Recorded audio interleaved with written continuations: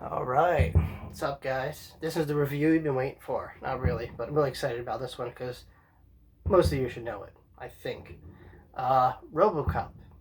It's been remade, so it's right up there with Judge Dredd and a bunch of other remakes. So yeah, this one is a classic. 1987, it's a good year. I was born, and other fantastic movies like Predator were released. Robocop, my God. So, what would happen if Detroit, a bad city, in the future, portrayed in this movie, it's like post-apocalyptic, pretty much. Crime runs rampant. The police are corrupt. Sometimes they answer the phone. Sometimes they don't. So this company named Omni Consumer Products, they're like the evil henchmen, the Empire, you could say, like from Star Wars. They come up with different techniques revolving security stuff, especially like these kind of mechs, these machine that are like built for war and all that stuff. But they have a product they want to try, like a kind of like a cyborg, half human, half machine. Well, they can't do that on a willing victim, so they gotta test subject. So they gotta figure this out. So enter the movie. So like I said, was made Robocop. Made in '87, directed by Paul Verhoeven, which is a fantastic director. Sorry if you hear fireworks right now. It sounds like the grand finale. Uh, but like I said, 4th of July, woo! Oh my God, Paul Verhoeven, uh, fantastic director. He's done a lot of films. I can name them all, but I would run out of breath. He's good at what he does. He's from the Netherlands, I believe. Anyway, RoboCop, what's it about? So like I said, we got like a really cruddy, gritty Detroit set in the future. Crime everywhere. Cops don't care. There's corruption, evil corporations. So what happens? You have a really tough police force, and one of the guys, one of the leading cops here, his name's Alex Murphy, who's played by Peter Weller. Come on, Peter Weller, another actor, great. Doesn't need an introduction. So he gets kind of like this phony lead, right? And he gets kind of set up. And one of the crime lords that he kind of comes across, Clarence Boddicker, who's played by Kurtwood Smith. And Kurtwood Smith is Rez from that '70s show. It's funny seeing him in like a really dangerous, serious role. But anyway, they get the drop on Alex Murphy, and he gets pretty much mutilated by like shotguns, just really, really bad. But he doesn't die there.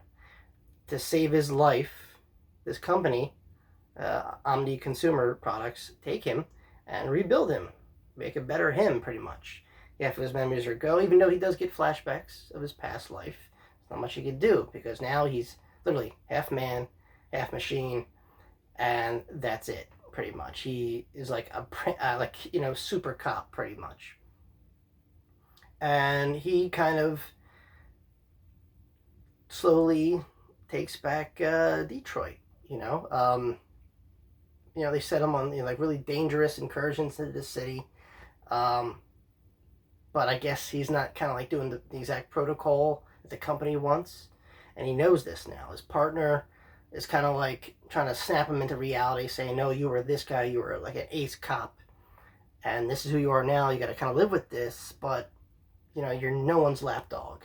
And RoboCop starts to kind of develop that. He's very not emotion here because remember he's a machine, well, half machine, half man, but he there is a sense of life in him, and it's he's not a mindless idiot. He's still Alex Murphy in there, and Peter Weller's portrayal of RoboCop, like he did this one in the sequel, and the third one I believe. We're not going to talk about that.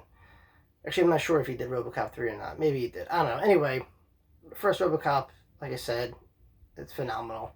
So we go a lot of back and forth. Clarence, the villain, I guess, of this, kind of knows what's going on, and like I said, he's in cahoots with a lot of the higher ups. So he gets tasked with eliminating this guy. He gets a brand new, looks like a rail gun, pretty much, from like a video game to take out RoboCop, and he almost gets the upper hand again, but he fails, and it's like this industrial complex they're in. A lot of great great effects in this too, by the way. God, like it's just awesome. Everything about this movie, it's real gritty, police action. Like I said, it's not horror, but it's everything you could want out of an action movie. You know, super violent, graphic. There's two versions: the theatrical and the director's cut. And let me tell you, watch either one because I think they're just as graphic. But if you're a completist like me, watch the director's cut. This movie's, like I said, was made in '87. You could watch it, stream it anywhere, including the director's cut. This was just released on Blu-ray, so if you want all the bells and whistles, I was definitely check that out. I have the second one, and I might just pick this up. I don't know. Like I said, it deserves to be in anyone's collection. And if you haven't seen it, stop wasting time? Go see this movie. This is like, film history here. But yeah, I'm trying to think what else I could say about this that hasn't been said already. Because Robocop is the shit. It's a great movie. Like I said, it's not the best. It's not gonna, take you to the moon or whatever. Like, oh my god, this is incredible. Nah, it's dated. It's an '87 movie, but it's fun. And like, can you imagine though? Like, if some company made a bunch of like, half machine cops.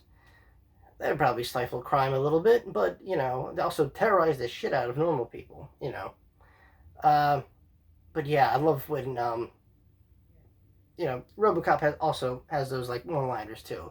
Dead or alive, you're coming with me kind of deal. It's awesome. And what he does to the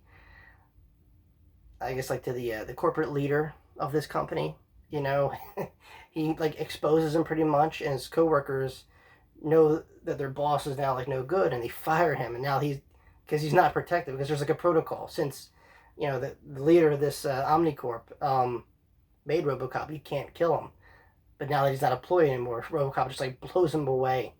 It's hilarious. There's like another mech that gets involved, and there's like a shootout between that, which is some of the best. There's animation in this, like stop motion stuff, special effects. It has everything. Like I said, I could go on and on, make this an hour-long video, but like I said, the majority of you probably seen Robocop, at least some rendition of Robocop. But this is kind of where it got its start.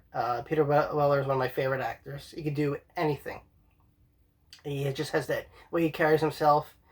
He has a great narrating voice. And Kurtwood Smith, another great actor, done many, many roles before.